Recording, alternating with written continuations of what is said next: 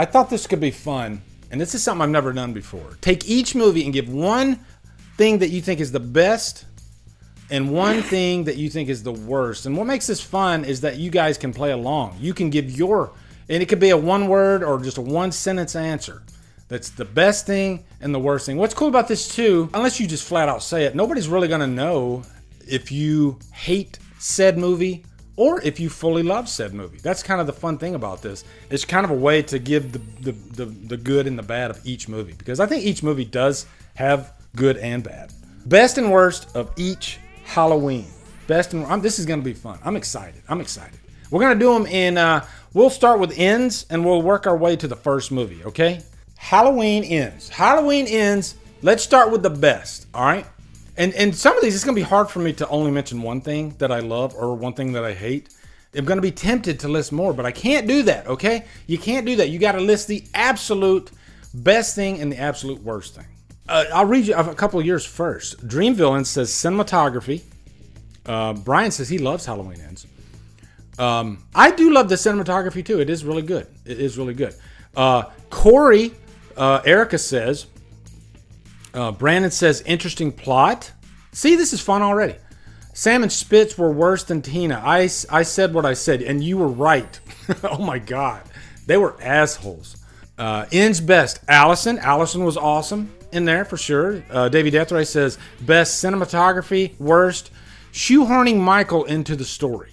All right, cool. So I'll give you my best, and then we'll move to the worst. All right. So I think I'm going to agree with Erica on this. I think Corey, like if Corey wasn't a good fleshed out character, then this movie would have fallen on its face. You know, at least for me. I know it fell on its face for a lot of people anyway. I was completely hooked into Corey throughout this whole movie. And I think that's a good sign when you're not like, hey, where's Michael Myers? I wasn't saying that because immediately from the opening scene, which is very like Scream-like, that tragedy, they hook you in with this horrible tragedy and this guy who was just not even a babysitter. He was just stuck in this really bad situation. And so I grabbed on to Corey and I just held on for dear life throughout the whole movie. I loved watching his journey. And I got to admit, it was damn refreshing because I've been through 11 other Michael Myers movies that have pretty much a similar journey. So I was just like, I don't know where this story's going to go. I love that.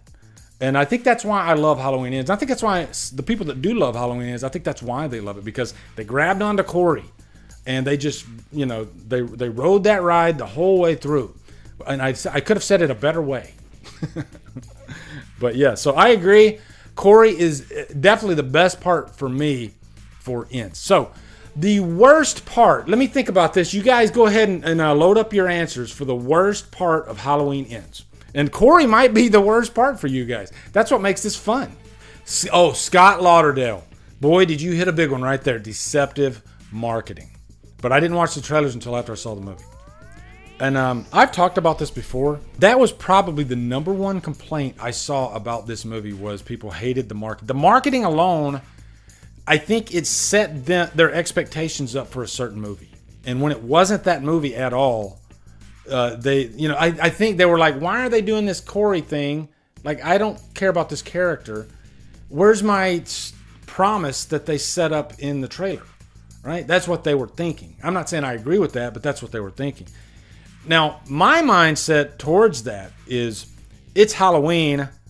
I don't really care what the trailers give me.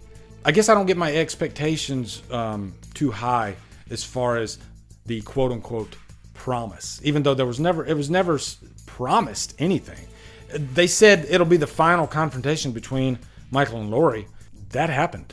It didn't happen the way you might have wanted it to happen, but it happened. It wasn't a satisfying way of happening, but still, if you're talking about the promise that was given, it's there. So I understand. With one of my favorite franchises, I kind of just want to go in and be surprised anyway, and I don't really care, you know? But I understand if the marketing really bugged people. But to answer that, how should they have marketed this movie, right? And that's not a trick question. Like, should they have said the Corey story for the, I think they were probably scared that if they did that, a lot of people would pass on the movie. That's not my Michael Myers movie. I'm not going to go watch that. So maybe they had to try to blend the best of. Did they even mention? I mean, Corey was in the trailer. We know that. And I think when you watch that trailer, if you see this character, and I got to admit, I think they kind of focused on Corey in the trailer. At least, maybe he wasn't the most important character in the trailer. I haven't watched the trailer in a long time, but he seemed very important. And this is a character that's never been in the franchise before. I guess I wasn't completely locked into one certain expectation with ends from the trailer. I just wasn't.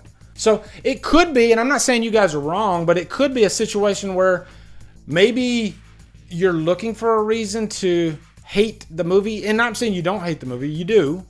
But sometimes you want to just gravitate towards the thing that's closest to you, and maybe it was the marketing. And so I don't know. I'm kind of talking my way into this and out of it, but yeah. So, but my worst thing is not the marketing, because the marketing didn't bother me. I would say I think the worst thing about Halloween Ends, maybe they should have introduced Corey earlier. I'm not surprised. It's a very divisive film, and divisive films, not all of them, but I think many of them, they end up finding like a cult audience. And I think that's what happened with it. But yeah, I say my least favorite thing would be maybe they should have introduced Corey earlier, in the previous two movies, right? That's the only thing I can think of. I love it. I love the score. I love the cinematography. I loved Corey. I loved Allison. I loved Laurie. And I'm the first guy to give Laurie shit, okay? If you know me, you know that. This might be my favorite version of Laurie since the first movie. I shit you not. And I'm not even sure I wanted Corey introduced earlier, because that might have screwed things up. I don't know. How do you properly introduce him earlier in the story? I'm sure there's a way, but... Chris says Hawkins was the biggest disappointment in the movie. He was wasted. Oh my God, Chris, I think that's my answer, actually. I think I want to change my answer. Yeah, Hawkins did absolutely nothing in Halloween Ends. That is so true. If that's a reason to be annoyed with the movie. I think I was so invested in Corey and what was going on that Hawkins was kind of an afterthought. But I felt like them trying to put him and Laurie together was kind of shoehorned. I didn't really buy their chemistry. Oh boy, here we go. Halloween Kill. I'm glad I started with the David Gordon Green trilogy, because this one's gonna be fun. This would be fun. Yeah, the kills. I mean, it delivered on that promise. A brutal Michael. The score is phenomenal. Which I'm trying to think. I don't know if, like, of the trilogy, I think Ends might be my favorite score, but all three scores are just top notch. I would say, I'll give you my answer. The best thing about Halloween Kills for me is Michael fucking Myers. That's it. Just end of story. Michael is a force, a true juggernaut in Halloween Kills. If you want that version of Myers, Kills is your answer. Holy shit, man. He just plows through Haddonfield, and how dare you get in his way, right? And I love how he takes on the firefighters. That scene's freaking awesome. I love how that whole thing planned out too, when the firefighter's inside the house and he's down in the basement. There's something so cool about when he reaches down and then Myers grabs his hand, and from the second he grabs that hand, you're like, oh shit, here we go. From that moment, it's on. And boy, he's relentless. Michael Myers is completely pissed off in Halloween Kills. I don't know. Somebody pissed in his Cheerios, but man, they pissed with fire in his Cheerios. But damn, he is a force. And then at the very end, when he's confronted with the mob of Haddonfield, I love how I think Michael Myers let them beat him first. I think I'm going to let you knock me down, and then I'm going to get up and I'm going to kill every one of you. Okay, guys, what's the worst thing about Halloween Kills? Worst thing about Halloween Kills. And I can imagine quite a few different answers. Probably the script, the dialogue, Evil Dies Tonight, Tivoli. I think I'm going to be honest with you guys, and I'm not bullshitting. I didn't mind the Tivoli plot. I think they could have maybe went with a different shaped actor. Has everybody in Haddonfield actually seen Michael Myers, like top to bottom, not just a headshot, but has everybody actually seen his whole body? Because if nobody, like, if you don't know who it is, then, you can understand the confusion. I give them the benefit of the doubt on that. I don't think everybody in Haddonfield knew exactly what Michael Myers looked like. Historically, though, maybe they would if it was like something in the news and they saw him. I don't know. But if they saw him in 78, that doesn't mean he can't, like, chub up. I can give them a pass with Tivoli, and I liked the misdirection because what they were trying to do was set up chaos in Haddonfield. The whole point of Halloween Kills is confusion and chaos, and Myers is just completely batshit crazy, and everybody underestimates him, and and guys, chaos causes confusion, right? We live in America. If you don't believe that, then you're not American, all right? Because there's no more confusion than this time in America. Everybody's divided, and I think that was the point of Halloween Kills. How do you make a movie and not make it politically driven, but still kind of pull some of the themes from the current day? I think Kills does it quite well, actually, because I don't think anybody was calling Kills woke or anything like that. I'm sorry I said that word. I shouldn't have even brought it up, but. Yeah, I think it handled that situation really well. So my answer, I'd say the worst thing about Kills might be Evil Dies Tonight. I think they said it way too many times. I buy that, a mob mentality. They do latch on to phrases and they can chant. That happens. We see it all the time in like freaking picket lines and what do you call it? Protests. Yeah, we see that all the time with protests. So I think people would like gather, they would come together and they would start chanting something. But I think narratively speaking, I think they should have limited it to maybe like 2, maybe 3 times. But it felt like they said it like way too many times. Has anybody ever counted how many times they say Evil Dies Tonight? I don't know, but every time when you start going, oh, would you please stop saying that? That's when you start knowing that it's a little bit too much. Pumpkin Pies Tonight. I love that. Next one. Okay, so what are we on? Kills. All right, so next one. This one's I think a crowd pleaser. I think most people they either like or they love Halloween 2018. It's my least favorite in the trilogy, and I still like it. I still have a really good time with it. Best thing about Halloween 2018, I'll go ahead and tell you mine, and I'll let you guys go ahead and tell me what's your favorite thing about Halloween 2018. God, that's. I was actually gonna say the Smith's Grove scene, just because that's the first introduction to Myers after 40 years, and Aaron holding up the mask to him. And man, I could feel like I was literally in the theater and I was shaking during that scene because I didn't know what was going to happen, And you see Myers clench a fist when he pulls the mask out. Yeah, that scene right there. But I don't know if I want to hold on to that. I think there's the bathroom kill scene. That's another one that really, like, I'd say, even though I say that's my least favorite of the trilogy, that bathroom scene might be my favorite kill out of the trilogy. Because it's not just a superficial type of kill. There's some emotion there. There's some fear there. And let's just put it this way. Before that bathroom scene, everybody was making jokes about how old Myers was. After that bathroom scene, everybody shut their fucking mouth. Everybody believed. Okay, now I believe. This, I don't care how old he is. He is not human. That sucker, if he gets in the room with you, you are dead. You are dead. They sold it with that bathroom scene. Blu-ray Addict says Sartain Twist was horrible, and I'm not sure why they continue to unmask Michael in each of the David Gordon Green. You know what? That is a damn good point, Blu-ray Addict. Because one of the things that I always loved about Myers growing up as a kid was that you never saw his face. Even when they marketed it in like 5, you didn't really see his face. Unless you own the Blu-ray, 20 years later, and then when he sits up in the Hermits, you can on the Blu-ray you can actually make out his face pretty well. Old Don Shanks. On VHS and back in the day in the theater, you didn't notice it. Maybe you were just it was in the background and you're looking at the foreground. But yeah, I agree. They do show his face. Like I think they showed his face like in all 3 movies. That was annoying. My least favorite. Give me your least favorite of 2018. I think a lot of people are gonna state this one, but. Sartain, when he puts on the mask.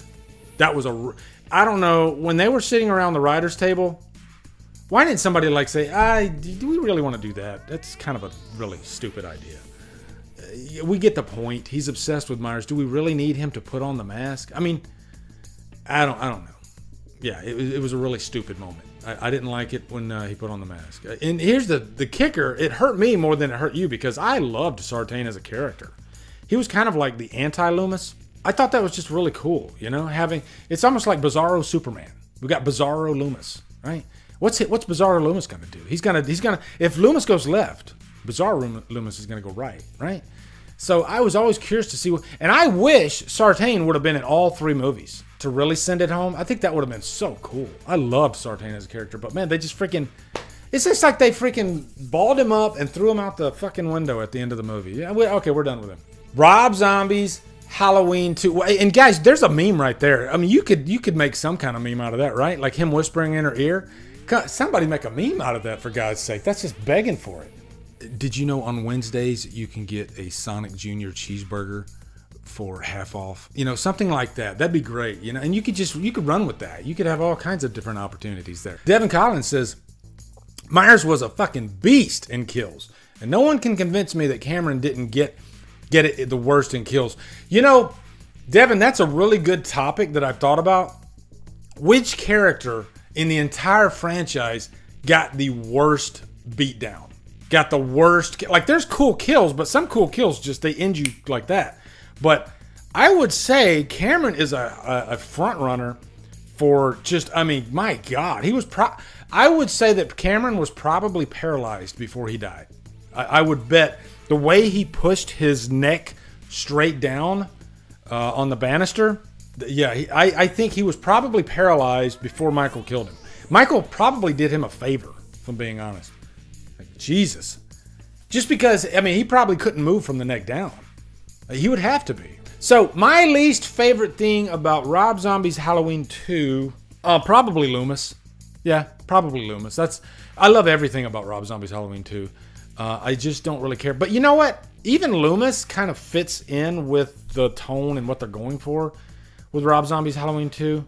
White Horse. See, I don't mind the White Horse, actually. Because it fits in with what they're trying to... you know, I got what they were doing with the White Horse. You know? It fit in with, like, Laurie's psyche.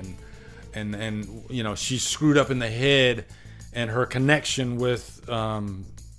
is it Deborah Myers? Yeah, Deborah Myers. The best thing, what would be the best thing about Rob Zombie's Halloween 2? This is tough because I love the movie so much. Jesus. I really like Myers in this one too. Myers is brutal.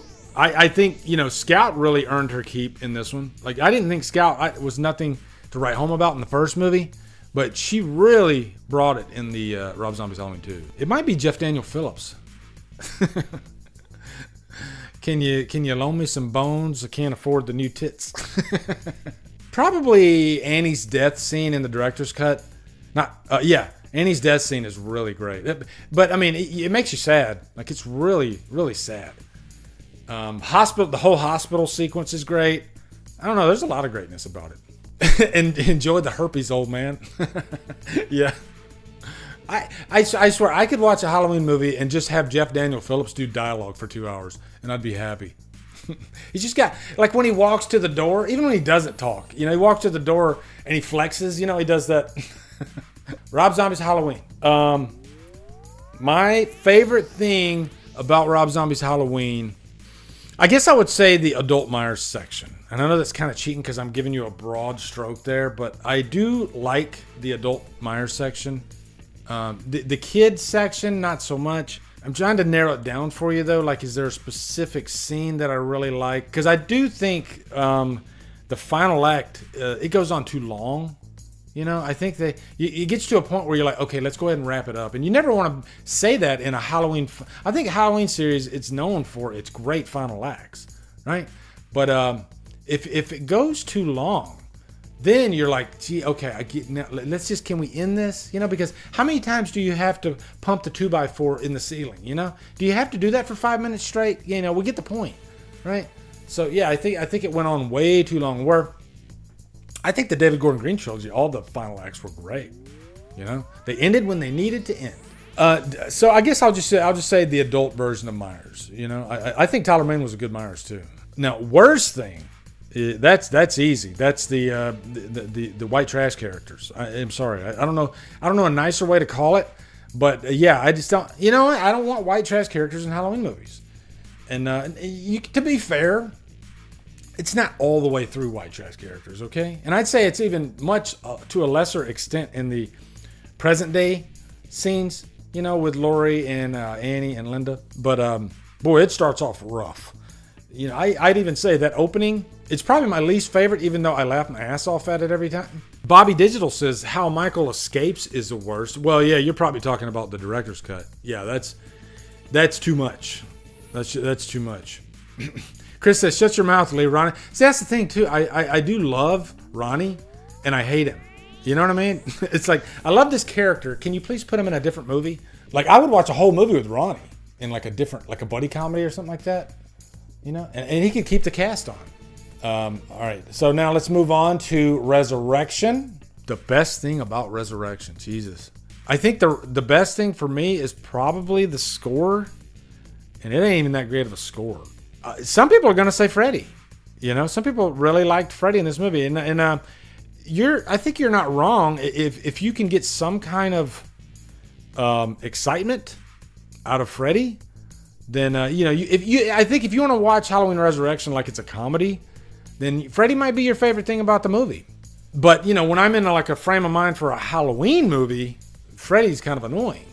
But, yeah, so, I guess the best thing for me, I'd say the cinematography is nice. The cinematography is even nicer than H2O.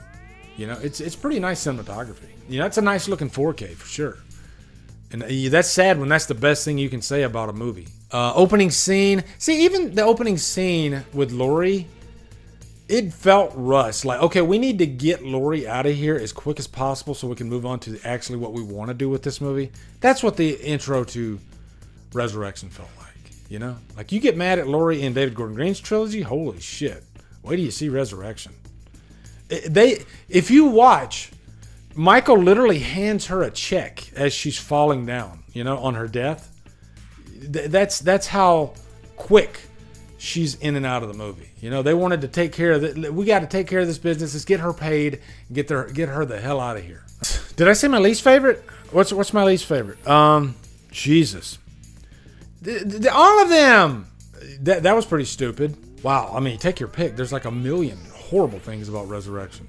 Right? The characters are pretty bad. The kills are. You know what? No. Here's my answer. Here it is, guys. And nobody else is gonna say this. I'm gonna be the only one to say this. Okay, you ready? The worst thing about Halloween Resurrection is the snake hiss. Every time he pulls the knife, why do we gotta hear a snake rattle? I don't get that. Like, who put that in there? Who put a snake rattle in a Halloween movie? And also, not just the snake rattle, but the knife being removed from a metal sheath. Do you know that sound? And they do this in all kinds of movies too. You hear that, they do it in action movies all the time. The knife will be in a leather holster, which will not make a sound whatsoever. But they'll still make a rubbing metal sound as the knife comes out. I don't know why they do that, but they got to do it, you know? But a snake rattle, where did that come from? Like, who thought that up? What would make Michael really, really scary? If when he's about to attack you, you hear a snake rattle. Next one, my favorite movie in the franchise, Halloween H2O. Oh my God. Okay, I'll say the best thing about, this is an easy one actually. I don't even have to think about this one. The best thing about Halloween H2O is Laurie Strode, by far. I'd say she's even better than she is in the first two David Gordon Green movies. I think I prefer her in Ends, but I think that's unfair to say that. She's probably better in this than she is even in Ends. Let's put it this way. If Laurie Strode, if they didn't get her right, or God forbid, if Laurie Strode wasn't even in this movie, and this was just another victim, like they were originally going to do, H2O would have been far worse than Resurrection. Okay? Because it misses on so many levels for me. Final battle, Chris, yeah, it's a great final battle. Now, I was just complaining about Rob Zombie's Halloween, the final battle being too long. I think the final battle in H2O is too short. I think they could have stretched it out a little longer. It's like literally like we're going in the hallway We're falling off the balcony onto the first floor into the cafeteria. We're loading up the body, and then we're heading to the Halloween 4 embankment, and then we have she lops his head off. That's it. I just pretty much beat by beat gave you the rundown of the final act of H2O. It's quick. I think it goes way too quick. So yeah, I didn't say the worst thing. The worst thing about H2O, oh my God, I could take the score. It's a nice, lovely sounding score, but it's one, not scary, and two, it sounds like Scream because they just pretty much did a copy paste, and three, it's Halloween should never be orchestral. It should be simple. You can get a little creative, and he does that with the David Gordon Green trilogy, but it still doesn't feel like an orchestra. It feels just a couple of instruments, and that's why it works so well. So every time that freaking score comes into play in Halloween, it might work in other horror movies because it was the 90s. They were using that music all over the place. Get it out of my Halloween movie. Okay, so yeah, maybe I'll just say that. No, my least favorite is Michael Myers. Nothing against Chris Duran. Seems like a really nice guy, and he was great in Scream. But, it's just the body type. I don't know what it is, but he just didn't suit Myers. He was pigeon-toed, which was weird. There's are examples, I think, on YouTube of why this is not Myers. There's certain, like he's walking down this little path in the woods when he's coming after John Strode and his girlfriend. And it's like they did a take, but he didn't know they were doing a take. He was just kind of, walking like, lollygagging, just walking through. Oh, the cameras were rolling. You're going to keep that? It was like that. It just felt like, little moments like that. It just, easily my least favorite Myers, for sure. Yeah, the eyes looked ridiculous. Thank you, Brandon. Myers walks like Charlie Chaplin in H2O. That's it, guitars. For years I've been wondering, what is that walk? Because it's not Myers, but I couldn't fit. But it's familiar. You just nailed it. It's Charlie Chaplin. So now I just ruined H2O for all of you that like it, because now every time you watch it, you're going to think of Charlie Chaplin every time you see Myers. All right, I'm going to give you both curses because there's a producer's cut. Okay, so this is the theatrical cut. My favorite part about the theatrical cut, and this is one of my favorite movies in the franchise. Probably, man, it's tough because I want to say George P. Wilbur, because he is a great Myers. He was scary. George P. Wilbur was scary. Did he have the perfect body type? I don't think so. I mean, he definitely looked he didn't look fat, but he just had a certain, what's the word I'm looking for, guys? He just had a certain build that was a little off, but he was scary as hell. He was great. But yeah, it's like Chris says, the atmosphere. Man, I tell you, if you want great Halloween atmosphere, look no further than Halloween 6. And now, as far as the theatrical cut goes, I dig, and this might be controversial, but I really dig the score. It's kind of a rocked out type of score. They got like Alan Howarth came in. They said, "Hey, do what you want," and he came in with like electric guitars, but he still somehow made it scary. It sounded like metal slamming against metal during like the chase scenes. The bam, bam, and it's just you know what I'm talking about. You've seen the movie, but. Yeah, it almost, I call it like the Terminator score. It feels like a Terminator score in the theatrical cut. The theatrical cut, it pumps you with so much steroids that when you go and watch the producer's cut, the score feels very watered down, and it's just like the traditional score, the Halloween score. Maybe that's what it is. It just doesn't feel original enough. Yeah, so that's the best thing about the theatrical. I think the worst thing about the theatrical cut, I got it. Worst thing about the theatrical cut, I wanted more Loomis, I think. And that might be the best thing about the producer's cut. I think I needed more Loomis. That's why I made the cut, because I was frustrated with both cuts. And I wanted to make the perfect cut, or quote unquote perfect cut. But yeah. Jumping into the producer's cut, I will say the worst thing about the Did we start with worst? No, best. Best thing about the producer's cut is, I think, character building. More character dialogue. And a lot of those scenes were really nice. It was a nice little surprise, especially after seeing it after 19 years. Guys, this was my holy grail of home video releases. You know, I had the crusty old VHS bootleg. You know, nobody ever thought it would see the light of day. We didn't even know if there was an actual print of it anywhere. And then they found out that they had an interpositive. They found an interpositive. Sometimes these things will be lost, and then they just like by accident are found in some guy's freaking attic somewhere. You know, that happens. Yeah. Now, worst thing about the producer's cut is the entire final act. Okay, every bit of that final act is just atrocious. Because one reason, they're controlling Myers pretty much the whole time. And Myers doesn't just kind of stand by and like say, yes, daddy, what do you want me to do? You know, that's not Myers. Myers is uncontrollable, you know? He's a force.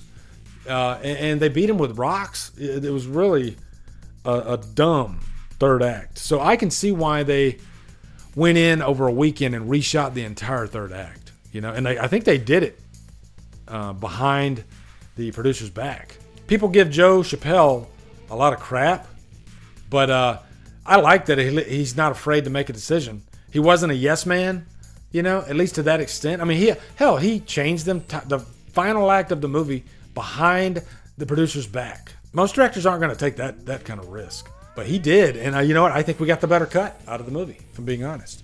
You know, the end of Halloween 6 always kind of sends a chill down my spine. The theatrical cut, when you hear the scream of Loomis, you know, and when I first saw this in the theater, you didn't really know what happened. Did Myers kill him? You know, why is he screaming like? I don't know. And I like the what if, the question mark at the end of it. One thing I do like about the final act, though, I will say, is the very end. Just from a visual standpoint, I think from a story standpoint, it was stupid because they already did that in. Well, I guess this was the first one to do it because Resurrection's after. So was the producer's cut of 6 the one that did the bait and switch?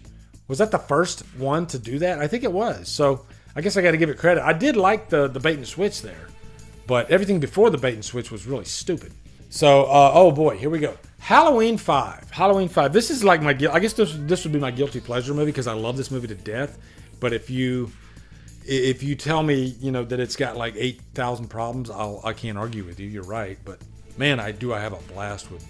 Favorite part about Halloween 5. Nicholas, oh my God. Yeah, you just pretty much answered my question for the worst. Man, I would say probably, I like the final act. I really do. I think the final act kind of saves the movie. It's, in terms of it being a quote unquote good movie. I have really come around to Tina. Like for some reason, and I didn't plan this, but every time I watch the movie, I have a good time with Tina. I like when Tina's on screen. And that's the weirdest thing for me. Because I used to hate Tina. And I don't know, was it the internet that did that to me? I don't know. Maybe it's my age. You know, I don't know what it is. But I like that Tina was different. Maybe it's because all these other Halloween movies have come out since. And when you stand back and look at it all the characters, all the final girls, Tina stands out. You know, and that goes a long way with me. She doesn't blend in. I think that is Cara Strode's biggest fault. Is from, like, when's the last time you said Cara Strode? Okay? Think about that. She's just not a character that ever gets mentioned. Did she do a decent job on the part? Sure. She did a fine job, but she just didn't do anything memorable. Right? She doesn't stand out. Tina, chewing up freaking scenery. You know? She's going out of her way. She's even trying to be annoying. But when you stand back from it all, after you've watched all these movies, you like Tina. You know, she stands out. And that goes a long way for me. Least favorite part of Halloween 5 would definitely be the death of Rachel. I think that was just a cardinal sin. I think they should have, because she was just such a beloved character. You know, she's like probably top 3 favorite characters of the franchise for me. I prefer Rachel Carruthers over Laurie Strode. That is a very controversial statement, but it's, you know, it's part of its nostalgia. And you know, I was in love with Ellie Cornell when I saw this in the theater. And but I've always loved how she fought for Jamie. Halloween 4. God damn, look at that picture. Jesus, that is, you want atmosphere? Man, we got it by the pound. Wow, that is a great freaking photo. That makes a shitty mask look good. That's what that image does. Jesus. Halloween 4. Well, I'll go ahead and tell you right now, my favorite thing about Halloween 4 is the ending. And man, there are a lot of favorite things about this movie. This is my second favorite movie of the franchise, and it's going to be cemented in the second place probably until I die. It's just, it's so freaking good. It's so important to me.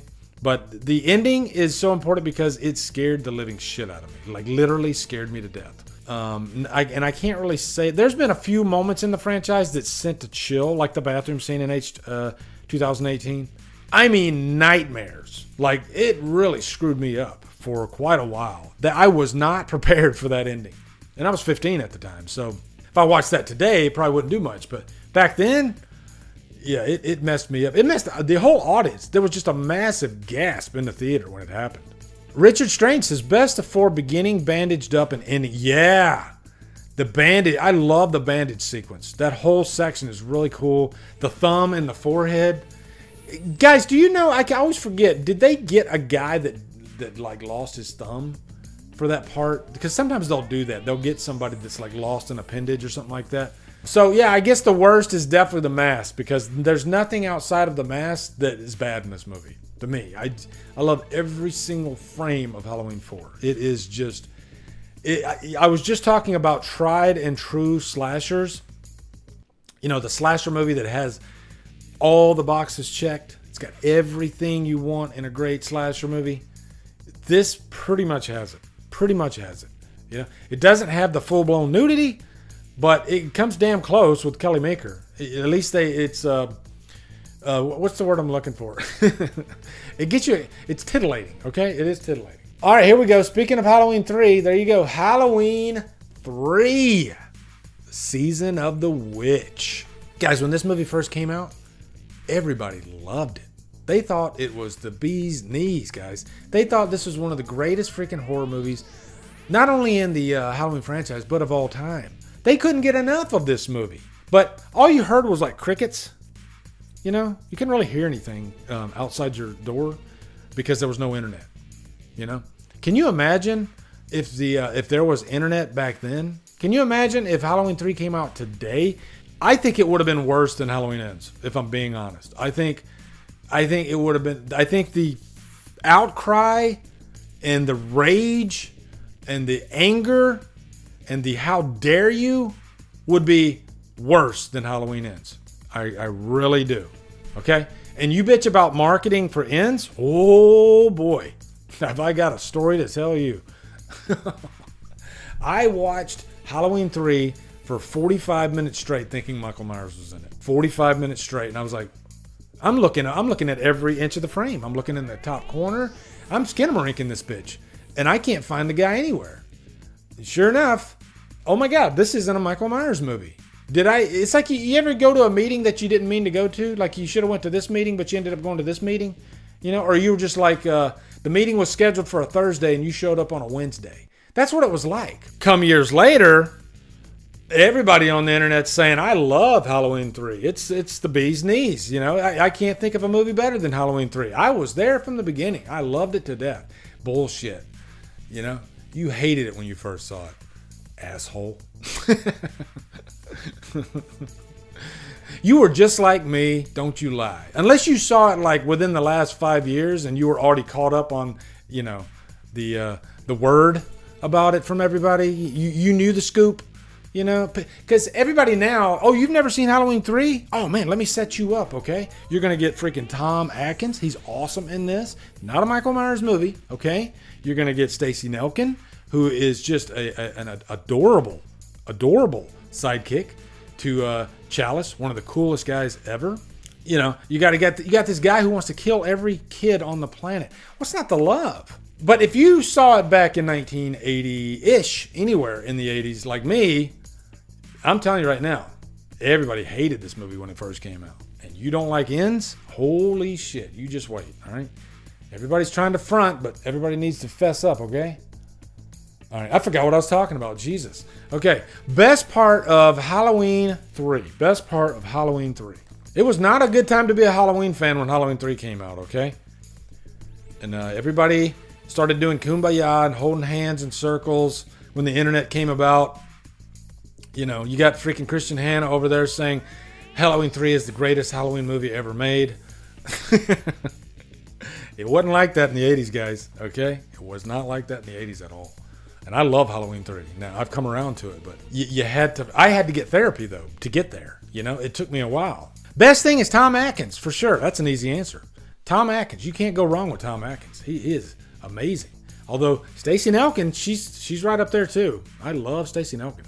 Oh, yeah, the music, the score is great by freaking Carpenter and Howarth.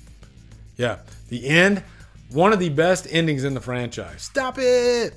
As far as least favorite things go, I will say, and even, I'll say there's one thing that bothered me when I first saw this, when I hated the movie, that kind of has still stayed with me, even though I love the movie to death now.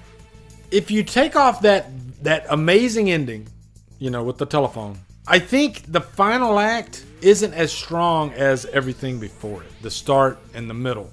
I think like, when I first saw the movie, when you got robot Stacey Nelkin coming after Dan in the car, and then she just like keeps coming after him, like, you know, 4 or 5 times.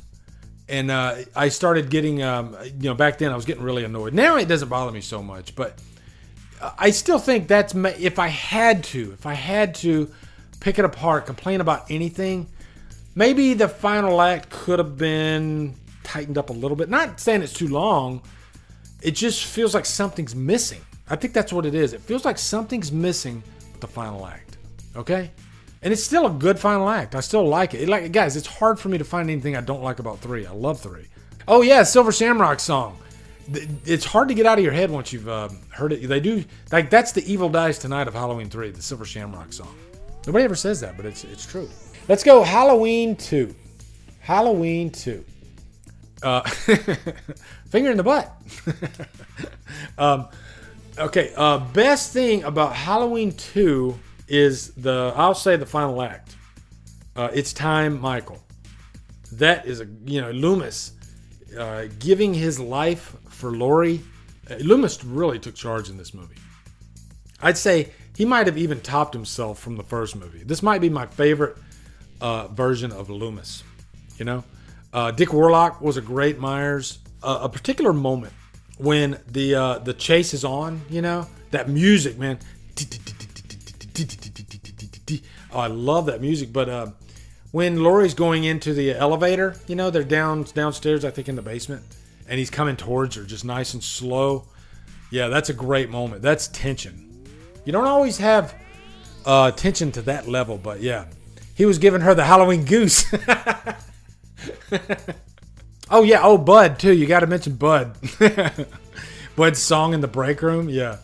I love Bud. Yeah, Bud is great. Bud's one of the funnest characters in the franchise. Okay? Bud should have had his own, like, spin-off movie. Was it maybe Another Killer or something like that? I don't know.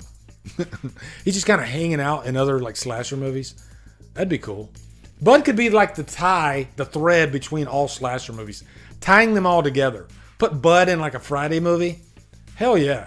Bud would, it's like, I think Bud was actually he was a Friday the 13th character that got trapped in a Halloween movie. Like he showed up, like the actor showed up to the wrong set. He was supposed to be in like Friday part 3, but he ended up in Halloween 2.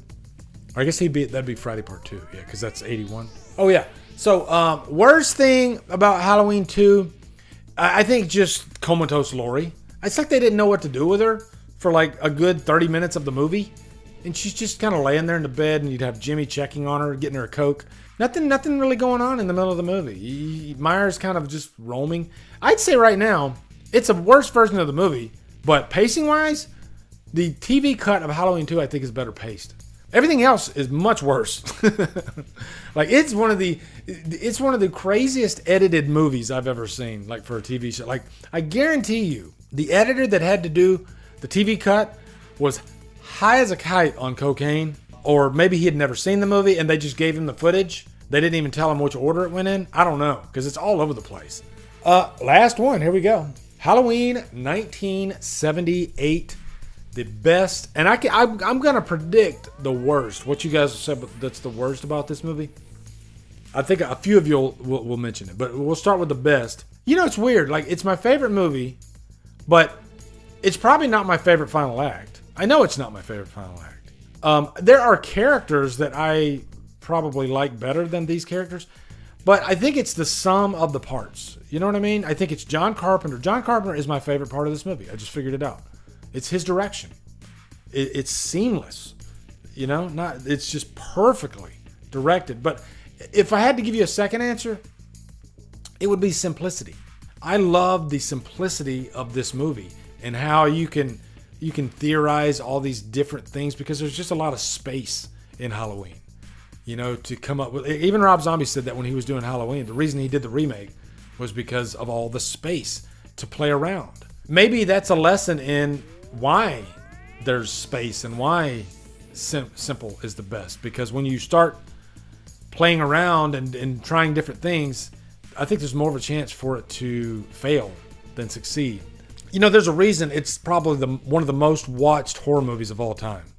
I think that's a safe bet. Every year, I think most people watch Halloween. Hell, there's probably people that don't even care for Halloween that probably still watch it every October. And I think they did a great job, even though they filmed it in like the spring, of making it feel like fall. It really feels like fall. The least favorite part is her dropping the knife. That's it. That's the easy answer. Dropping the knife. It's one of the biggest. Even freaking Jamie Lee Curtis complained about that. You know, she said to John, why do I have to keep dropping this knife? He's like, because we don't have a movie. If you keep the knife, you got to drop the knife. The dropping the knife is the Evil Dies Tonight. Does every Halloween movie have their own Evil Dies Tonight? What's up, guys? You are at the end of the DD Live clip. What I do is I like to clip these out if I think the topic is important or something that's newsworthy.